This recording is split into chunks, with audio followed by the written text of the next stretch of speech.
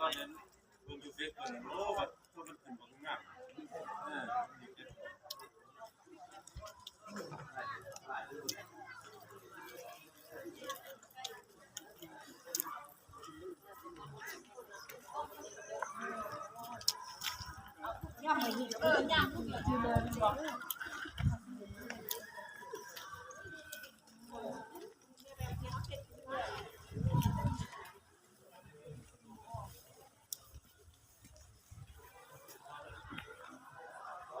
ร้องเลย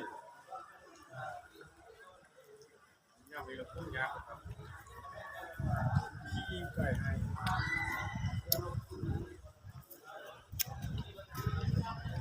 บอกว่า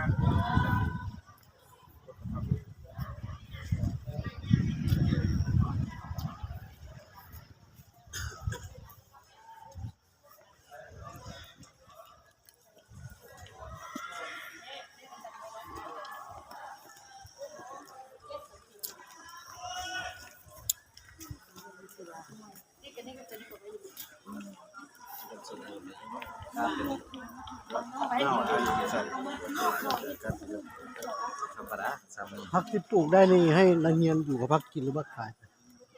ก็เขาจะเอาเข้าคูหลงหัวเนาะเขาก็ค่ายเขาเลยจ้ะเป็นเรื่องเป็นห้องเลยเอามันใช่มั้ยมันใช่ไหมเนาะขายก็กลัว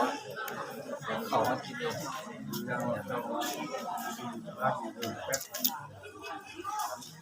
โอ้พักอยู่นะ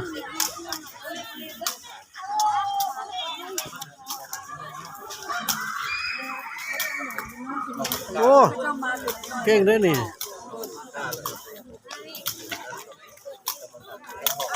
เก่งเอ้ย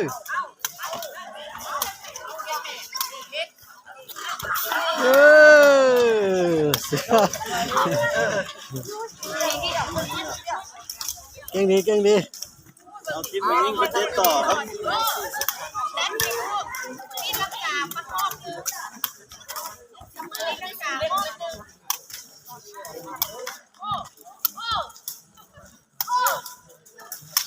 เก่งเลย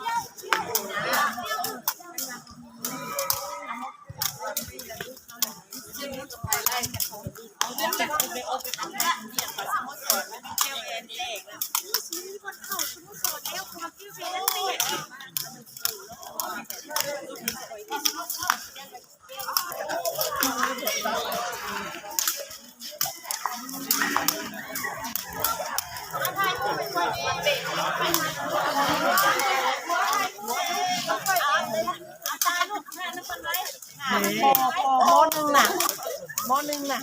ได้ไหมกล้องกูเลยบ่อันนี้วิดีโอแล้วกล้องไหมเย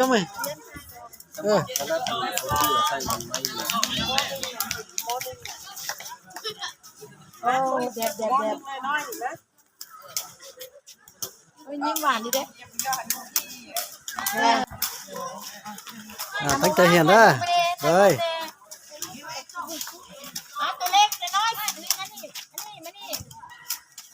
ตัวน้อยนี่สองคนอันนี้